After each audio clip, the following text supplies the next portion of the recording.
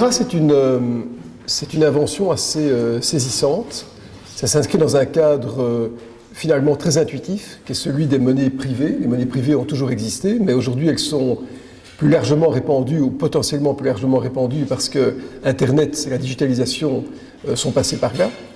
Mais le Libra rentre en activité potentiellement dans un contexte monétaire très différent de celui qu'on a connu jusqu'en 2008. Parce que depuis 2008, qu'est-ce qui s'est passé? Je vais mettre ça comme ça parce que... Depuis 2008, que s'est-il passé? Eh bien, progressivement, tous les circuits monétaires et financiers sont nationalisés. La monnaie est aujourd'hui nationalisée. On voit que les banques centrales impriment de la monnaie dans des proportions absolument inimaginables par rapport à ce qu'on aurait pu attendre. Faute d'avoir de l'inflation, ces mêmes banques centrales imposent des taux d'intérêt négatifs, ce qui est une façon d'enfoncer de l'inflation dans le taux d'intérêt. Les banques elles-mêmes sont sous un contrôle étatique absolument invraisemblable. Aujourd'hui, les banques ne sont plus libres de leur mouvement, puisque toutes leurs activités sont plus ou moins supervisées par la Banque centrale européenne ou par les régulateurs nationaux. Les États eux-mêmes ont utilisé les banques centrales pour refinancer leur dette publique, et donc les banques centrales ont perdu leur indépendance par rapport aux États, et donc on a un système aujourd'hui qui est sous contrôle étatique. Alors il faut bien se rendre compte que cette évolution est extrêmement importante. Parce qu'en 1971, lorsque la plupart des États, suite à les décisions américaines, ont abandonné l'étalon or pour garantir leur monnaie, la seule garantie de la monnaie a été l'indépendance de la Banque centrale. C'est-à-dire la capacité d'une banque centrale à pouvoir opérer en dehors de toute influence politique. Et nous avons vécu entre 1971 et 2008-2009 dans un contexte d'indépendance. Aujourd'hui, cette indépendance est caduque, elle n'existe plus, puisque les dirigeants des banques centrales sont maintenant influencés par les États dont ils doivent refinancer les dettes. Donc c'est exactement le schéma dans lequel, dans les années 70, on ne voulait pas se situer. Et on en parlait tout à l'heure à table, Christine Lagarde, qui n'est pas du tout une banquière, mais une juriste, a commencé dans ses premiers discours à parler de politique budgétaire et non pas de politique monétaire, tirant bien à la synthèse du fait qu'aujourd'hui, la gestion d'un État, des finances d'un État et de la politique monétaire était consubstantielle, qu'on ne pouvait pas opposer les deux. C'est dans ce contexte de nationalisation qu'on voit des banques nouvelles apparaître. Il y a d'abord des banques traditionnelles, ce qu'on appelle les néobanques. Il y a des banques digitales, c'est le cas par exemple de Revolut Bank, qui a déjà quelques millions d'utilisateurs. On voit Google qui va lancer probablement ses comptes bancaires, notamment avec Citibank. C'est donc un site de consultation, d'information, mais qui est en fait un site quasiment marchand, qui va lancer une activité bancaire, quitte à avoir une licence bancaire, bien sûr opérée par une tierce partie, mais néanmoins permettant sa diffusion. Et puis il y a le Libra, qui est cette fameuse monnaie que Facebook veut lancer, et dont le lancement a été certes postposé, mais qui reste une idée interpellante, parce que ça veut dire que c'est la première fois qu'on aurait à grande échelle, comme je le disais, une monnaie privée. Alors, qu'est-ce que c'est le Libra? Ce n'est pas du tout une monnaie comme le Bitcoin qui se créerait par un certain travail informatique. C'est beaucoup plus simple que ça. Le Libra, c'est comme une SICAV qui est garantie par des actifs existants. Donc concrètement, tout le monde pourrait, si l'idée est aboutie, ouvrir sur Facebook un compte en Libra, verser une certaine devise, des euros, des yens, des francs suisses, que sais-je, et ces devises existantes seraient traduites en Libra, c'est-à-dire qu'elles seraient converties en Libra, mais les Libras étant bien sûr garantis par ces mêmes devises existantes. Donc en d'autres termes, le Libra serait en permanence garanti par un panier de monnaie, alors peut-être pas à l'identique celle que les utilisateurs auront apportée, mais par un certain panier de monnaie censé représenter une bonne diversification monétaire et une large représentation. Et on peut penser que 4 des 5 devises de réserve qui sont reconnues comme telles par le FMI seront dans ce panier de devises, puisqu'il y a, on le sait, la livre sterling, le yen, l'euro et le dollar. Le renminbi, la devise chinoise, étant une devise de réserve, mais n'étant pas convertible, il est peu probable qu'elle soit considérée. Mais peut-être que le franc suisse en fera partie. Et donc, c'est comme si, à tout moment, en ouvrant un compte, on avait en fait une part dans ce qu'on appelle en terminologie bancaire un money market fund, c'est-à-dire un fonds commun de placement, on va dire monétaire, qui est investi dans d'autres devises. Et quand on retire des Libras, ce qui se passe, c'est qu'on se fait rembourser dans la devise dans laquelle on a apporté des fonds. Donc j'apporte 100 € sur mon compte Libra, je reçois par exemple 50 Libras, si le taux de conversion est de 1 pour 2, et quand je demande de me faire rembourser mes 50 Libras, je reçois de nouveau, peut-être pas 100 € parce que le cours aura baissé, mais 102 ou 98 €. Et donc c'est comme ça que ça va marcher. Donc c'est pas du tout une invention de crypto-monnaie telle qu'on peut imaginer, c'est quelque chose d'assez classique. Et bien sûr, c'est Facebook qui, dans une société particulière, sera chargé de gérer le risque opérationnel, c'est-à-dire de s'assurer qu'à tout moment, la quantité de Libras en circulation correspond bien à la contre-valeur des devises existantes conservées par cette société créée par Facebook. C'est aussi simple que ça. Alors, ce qu'il faut comprendre, c'est que une monnaie est à la fois un stock et un flux. Et c'est extrêmement important de bien le comprendre. Originellement, la monnaie est un stock. Parce qu'il faut qu'au premier jour de la monnaie, une banque centrale crée un signe monétaire, crée un euro, un rond en acier, crée un dollar, crée quelque chose, un petit bout de papier. Ça s'appelle le stock de monnaie, ça s'appelle la monnaie de base, ça s'appelle la monnaie publique, c'est la monnaie qui est créée par les banques centrales. Mais à partir du moment où un euro peut être utilisé, ce fameux euro créé par la banque centrale, peut être utilisé par un agent économique qui le dépose dans une banque et que cet euro peut être prêté à quelqu'un d'autre qui va l'utiliser, le déposer peut-être dans une banque et encore dans une banque et dans une banque, cet euro peut créer de multiples euros par ce qu'on appelle le multiplicateur du crédit. C'est bien sûr le même euro qui circule, étant déposé par certains, emprunté par d'autres, mais le même euro peut faire l'objet de plusieurs dépôts et de plusieurs emprunts. C'est donc le flux monétaire. Ça s'appelle la monnaie privée. Donc on a un stock de monnaie de base qui est public, qui est la monnaie créée par les banques centrales, et puis il y a un flux monétaire, un peu comme une rivière, qui suit le roulement de l'économie, qui se fait au travers des banques privées. S'il n'y a qu'une seule banque dans l'économie mondiale, il ne peut pas y avoir de flux. Il n'y a qu'un stock de monnaie. C'était le cas de l'Union soviétique. Il n'y avait pas de banque privée, donc par la force des choses, il n'y avait qu'une banque centrale qui en fait avait des appendices avec différents noms, mais les euros ne créaient pas d'autres euros puisque tout remontait à l'État. Et donc ça c'est la monnaie. Et pour vous donner juste une intuition des quantités de monnaie, 10% à peu près de la monnaie est créée par les banques centrales et 90% est créée par ce qu'on appelle le flux monétaire. Alors, si quelqu'un prend le flux monétaire et le met dans un coffre ou un petit cochon pour faire des petites économies, ça c'est bien sûr de l'argent qui devient stérile. C'est de l'argent qui meurt puisqu'il n'est pas réactivé dans le système, mais ce sont des quantités assez rares. Marx appelait d'ailleurs ça la monnaie qui est morte. Quand il disait que quand quelqu'un achetait de l'or, à l'époque c'était un étalon or, et qu'il thésaurisait l'or, il extrayait du circuit monétaire une partie de la monnaie et donc la neutralisait, la stérilisait. Pourquoi est-ce que j'en parle? Parce que le Libra est un stock de monnaie mais pas un flux.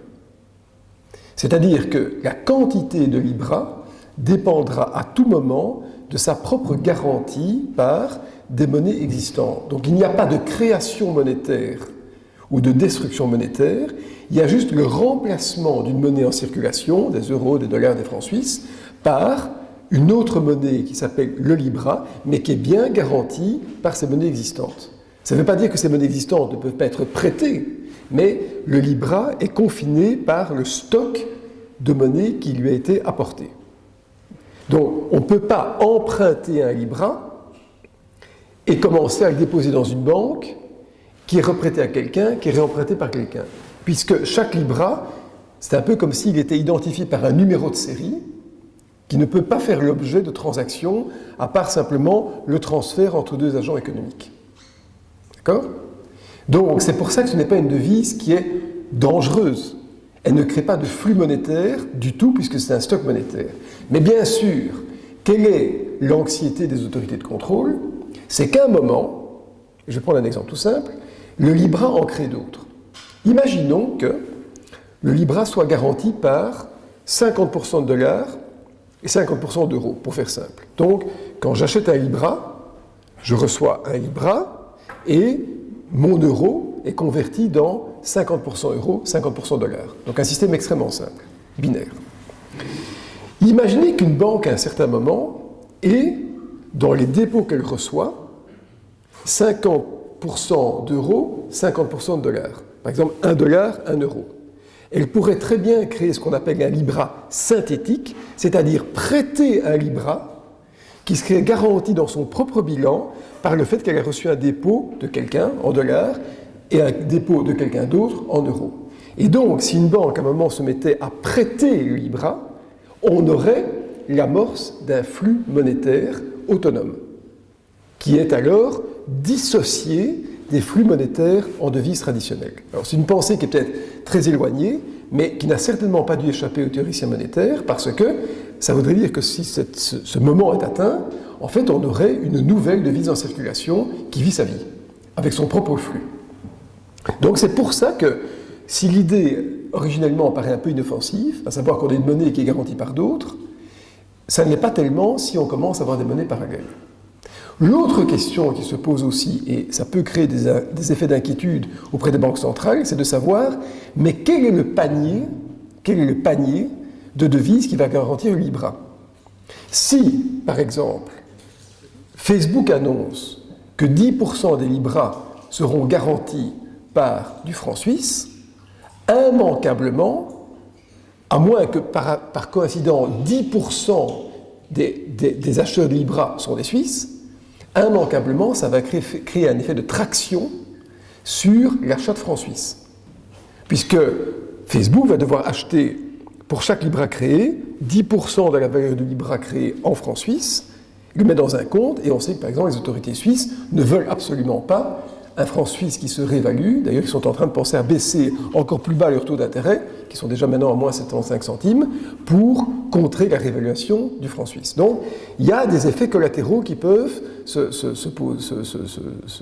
s'imposer, même si on n'a qu'un stock monétaire et pas un flux monétaire. Donc, c'est un peu en gros le système.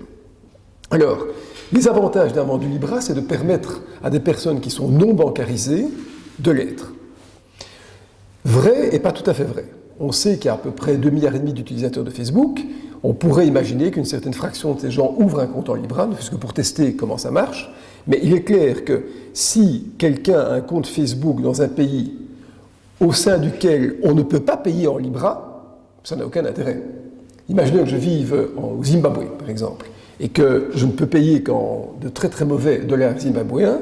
Si j'ai un compte qui est crédité en Libra parce que quelqu'un m'en a transféré de Belgique, je ne peux pas en faire grand-chose. Sinon, payer à quelqu'un d'autre qui aurait aussi un compte Facebook. Mais si le commerçant n'accepte pas le Libra, je ne sais pas très bien comment je vais le faire. Donc, ce n'est pas si simple que ça. Mais ça pourrait potentiellement concerner plusieurs milliards de personnes. Et en fait, le vrai concurrent de Facebook, ce sont ce qu'on appelle les transmetteurs d'argent. Hein. C'est comme Western Union, qui permettent de transférer certaines devises dans des pays qui sont un peu moins bancarisés, de manière, je crois, assez sécurisée. Maintenant, Facebook n'est pas une entreprise philanthropique, on le sait. Aujourd'hui, on peut s'inscrire sur Facebook avec un alias. Moi, par exemple, j'ai un compte Facebook que je n'utilise jamais, mais qui est au nom de mon grand-père, arrière-grand-père, parce que je n'ai pas envie d'apparaître sur Facebook, parce que je n'ai rien à y dire. Mais si je voulais à un moment ouvrir un compte sur Facebook, je devrais immanquablement déposer ma carte d'identité, m'identifier, ah oui, et donner mon numéro de compte bancaire d'entrée dans le système.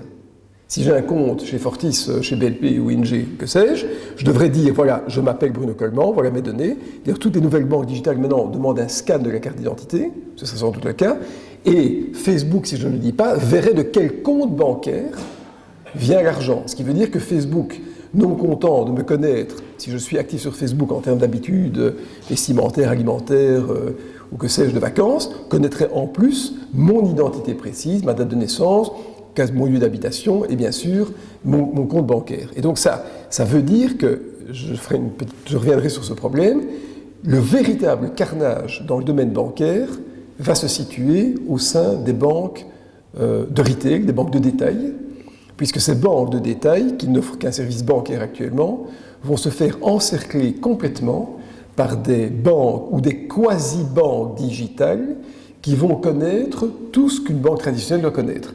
Identité, lieu d'habitation, etc. et carte d'identité.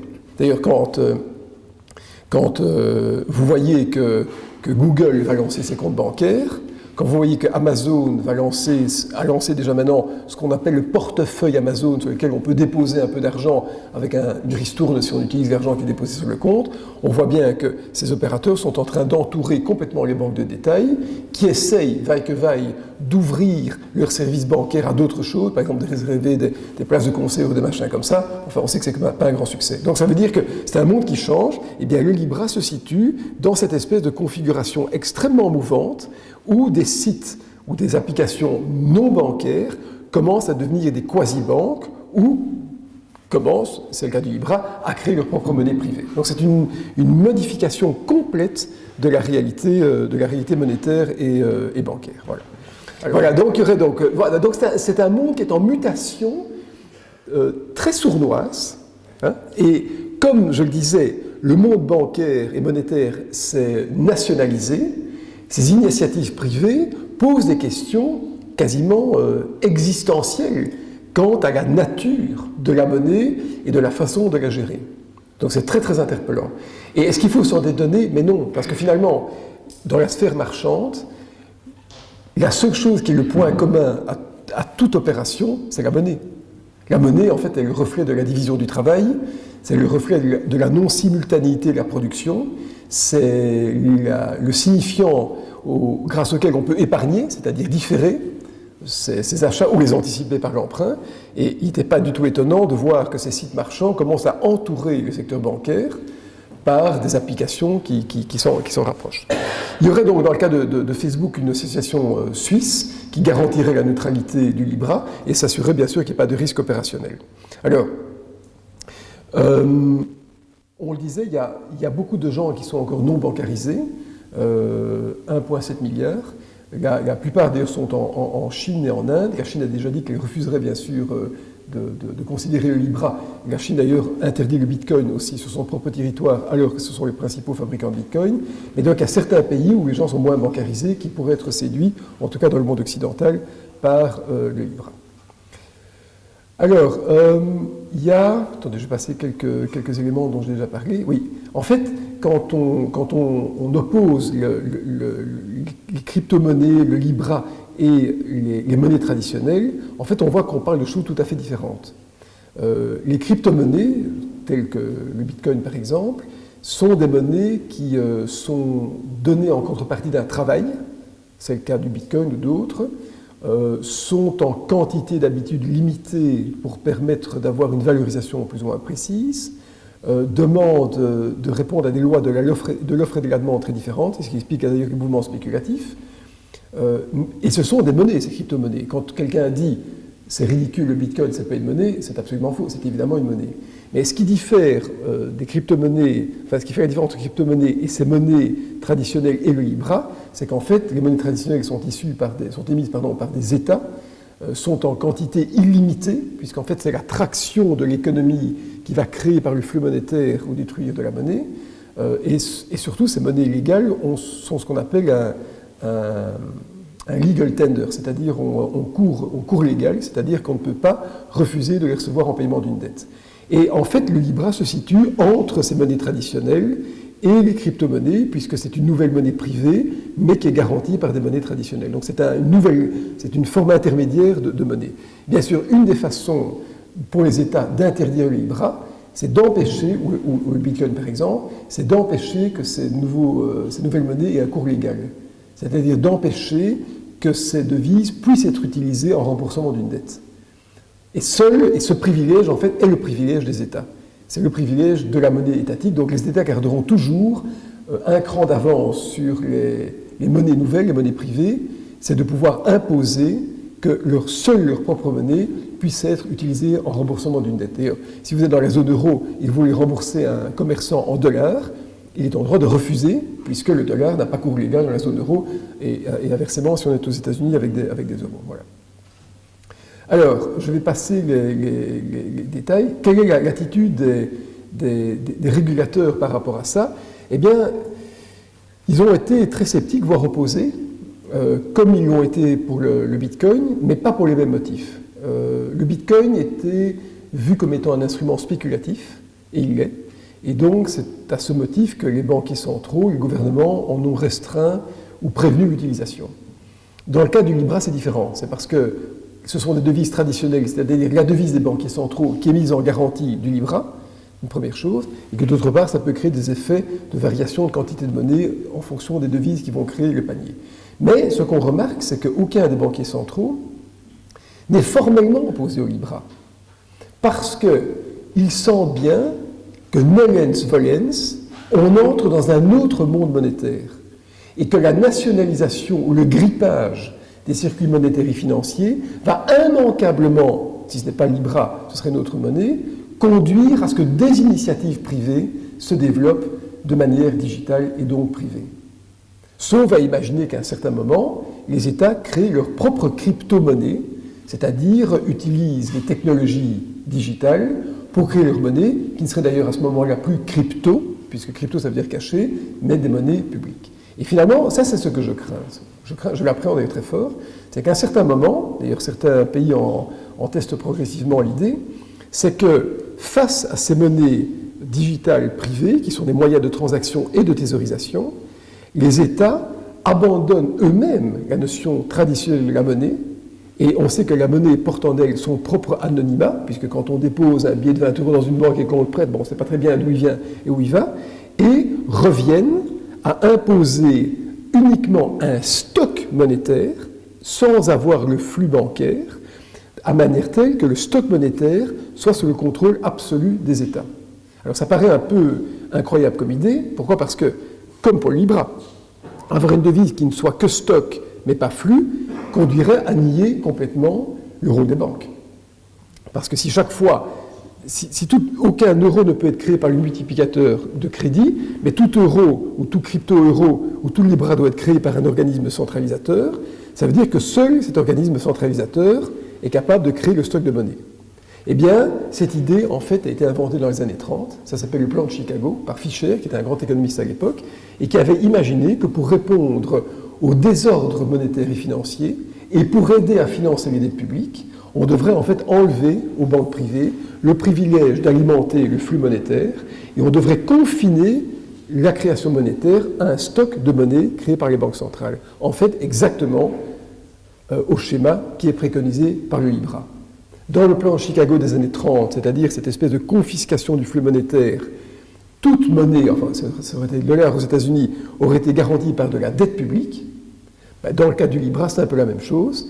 Tout Libra est garanti par, non pas des dettes publiques, mais des actifs publics que sont des monnaies différentes. Donc, on est dans un schéma, et c'est pour ça que je crois que les États eux-mêmes maintenant sont dans l'observation attentiste, dans la bienveillance sceptique ou le scepticisme bienveillant, parce qu'ils se disent que peut-être un jour, ils vont devoir, ou vont vouloir rentrer dans un schéma monétaire qui est très très différent de ce qu'on a connu au cours du dernier siècle. C'est-à-dire une monnaie qui redevient en fait garantie par quelque chose comme l'or de l'étalon or. Je suis assez surpris de voir le nombre d'économistes maintenant qui repensent à regarantir les monnaies par un étalon or, qui ne serait pas bien sûr dans les parités qu'on connaît maintenant. C'est quand même la preuve qu'il y a quand même un besoin de stabilité auquel répondent ces nouvelles formes monétaires, voire un jour le Libra. Donc c'est un scepticisme plutôt bienveillant qu'autre chose. Et aujourd'hui, les banques centrales sont en train, je crois, de réfléchir à imposer un nouveau cadre réglementaire à des devises qui seraient bien sûr internationales. C'est ça la difficulté, c'est que ça se fait au niveau du G7 ou du G20 le cas échéant, mais on ne peut pas imaginer aujourd'hui qu'un État tout seul décide d'une réglementation qui pense au Libra, alors que justement on parle d'une devise nouvelle qui est garantie par plusieurs devises existantes et dont le champ d'activité doit être universel pour exister. Ça n'aurait pas de sens de lancer le Libra simplement en Belgique. Donc on est dans un monde qui évolue beaucoup. Et d'ailleurs, quand on prend les différents pays selon leur réglementation, à savoir est-ce que certains pays acceptent ou n'acceptent pas les crypto-monnaies, on voit de grandes différences entre les différentes régions du monde. Donc il n'y a pas de stabilisation de la pensée quant à l'autorisation ou à la licence de ces monnaies. Et on voit, je disais, c'est le propos de mon propos précédent, certains pays qui sont en train maintenant de commencer à lancer leur crypto-monnaie, la Chine le fait. La Chine, c'est pas tellement étonnant, la Chine est dans un système d'économie sui generis, particulier, qui vise à l'identification des personnes, à l'identification de toutes les transactions commerciales et autres, que la Chine crée une crypto-monnaie qui permet de tracer précisément tout le flux monétaire plutôt que d'en accorder l'anonymat aux personnes, il n'est pas tellement étonnant. Donc, ça montre bien qu'il y a des observations, des tendances monétaires qui se présentent. Et quand on y réfléchit bien, une crypto-monnaie d'État qui serait un Libra confiné à un pays, ce n'est pas très très loin du rouble de l'Union soviétique ou d'une monnaie qui est absolument non convertible, du tout, en quoi que ce soit. Donc on n'est pas très loin quand même. Voilà, et puis encore d'autres systèmes, mais c'est moins important. D'ailleurs, Mark Zuckerberg avait dit qu'il voudrait qu'on puisse transférer de l'argent d'un compte à l'autre sur Facebook à la rapidité avec laquelle on transfère une photo. On transfère une photo, pourquoi pas, l'idée n'est pas bête. Et donc ça poserait bien sûr des problèmes de connaissance des clients, comme je le disais avec les cartes d'identité. Dans les éléments plutôt négatifs, on en a parlé, d'abord c'est une monnaie privée qui n'a pas cours légal, ça permettrait aussi de renforcer les monopoles, et ça c'est très important. On vit dans un monde de monopoles croissants. Bon, juste un petit zoom en arrière sur les États-Unis. Les Américains ont été fondés sur le combat des monopoles. La fondation des États-Unis, c'est la Boston Tea Party, à la fin du XVIIIe, qui a conduit les Américains à jeter à la mer, à Boston, les ballots de thé dont les Anglais voulaient imposer le monopole d'achat en Inde. Et donc les Américains ont dit le fameux « no taxation without representation ». Ça c'est connu. Et donc, la trame de la pensée américaine, c'est le combat contre les monopoles. Parce qu'ils partent de l'idée que l'émiettement de l'initiative privée, que l'émiettement du capital, que la mobilité du capital, en fait sa rapidité de circulation, au contraire de sa concentration, est une façon d'accompagner l'initiative privée. Et ce n'est pas faux. Ils ont en 1890 voté l'Antitrust Sherman Act, qui est en fait un acte qui empêche le monopole, qui conduit au démantèlement des monopoles. Ça a conduit en 1911 au démantèlement de Rockefeller, la Standard Oil, dans les années 80 au démantèlement de toute la télécommunication, ce qu'on appelait les baby bells. Mais aujourd'hui, quand on voit toute cette évolution, on est dans un monde où les Américains sont revenus sur cette philosophie de base et entretiennent les monopoles. Puisque toutes les grandes plateformes commerciales, Google, Amazon, sont en quasi-monopole, parfois en petit duopole, mais c'est souvent des monopoles dignes de ce nom.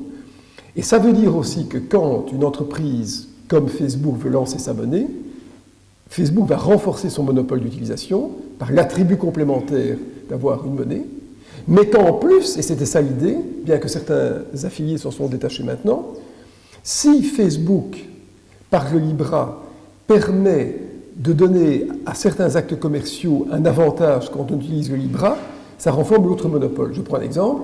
Si vous utilisez un Uber ou bien un Airbnb comme substitut à un hôtel, et que vous avez le choix de payer en euros ou en Libra, mais que vous avez une petite ristourne de 5%, si vous payez en Libra, eh bien, vous aurez un stimulant, un incentive, comme on dit en anglais, à payer en Libra plutôt qu'à payer en euros. Et donc, ça montre que le monopole de fait de Facebook peut conforter des monopoles ou des quasi-monopoles de type Uber par l'attribut monétaire qui est en fait le point de jonction entre les monopoles. Et c'est pour ça que très rapidement, des sociétés s'y sont affiliées. Et ça pose un véritable problème parce que on ne sait d'ailleurs pas aujourd'hui comment démanteler ces monopoles. La seule personne qui commence à s'en inquiéter maintenant, c'est la sénatrice Warren aux États-Unis, qui espère être sur le ticket démocrate aux élections de l'année prochaine, et qui dit qu'en fait, on doit démanteler les grands monopoles américains. Par exemple, elle dit qu'il faut démanteler Amazon en enlevant d'Amazon la capacité de vendre les produits qui sont les choix préférés d'Amazon ou l'autoproduction d'Amazon. Comme si on demandait à un Carrefour, comme ça existait avant, de s'interdire à vendre ses propres produits blancs. Mais c'est très compliqué. Donc ça veut dire que le Libra n'est pas du tout quelque chose de philanthropique, mais s'inscrit dans un cadre de pensée qui est évolutif et qui tente à promouvoir à nouveau des situations monopolistiques. Ça poserait bien sûr des problèmes en termes de vie privée, on le sait, parce qu'à partir du moment où Facebook saurait exactement que devient le Libra, d'où il part, où il va et à quoi il sert, on n'a plus beaucoup de protection. Il y aurait certainement des soucis de blanchiment d'argent, bien que le blanchiment d'argent, je vous assure, je n'ai jamais entendu un régulateur dire qu'il s'opposait à une nouvelle initiative monétaire au motif qu'il allait y avoir du blanchiment d'argent. Mais c'est bien sûr une foutaise complète, parce que vous imaginez bien que si Facebook lance sa monnaie, le Libra, on pourra avoir une contre-valeur sur un compte Libra de pas plus que 200-300 euros, parce que Facebook n'aura pas envie de gérer des flux importants en monnaie, mais plutôt des flux multiples et plutôt minimes. De toute façon, le Libra sera la seconde monnaie de toute personne qui veut l'utiliser, sera le xème compte en banque. On ne va pas imaginer que les trafiquants de drogue commencent à faire des transactions Libra. Enfin, ça fait partie de la doxa contemporaine, dire qu'on s'oppose aux nouvelles monnaies. Et voilà, et donc différents autres inconvénients. Quoi qu'il en soit, c'est un phénomène, je dis qu'il faut examiner. Il y a d'autres considérations sur lesquelles je ne vais pas m'appesantir maintenant, qui sont des considérations d'ordre légal, fiscal, éventuellement comptable, de politique monétaire. Mais voilà l'histoire. Et donc, en conclusion de cet exposé, est-ce que le Libra est un substitut à la blockchain? Non, c'est une monnaie nouvelle, sui generis, qui a sa propre vie. Est-ce que c'est un système décentralisé comme le Bitcoin ou d'autres monnaies? Non, c'est un système qui est centralisé, puisque c'est un système quasiment étatisé. Est-ce que ça a des avantages? Oui, ils sont nombreux, diminution des frais, etc.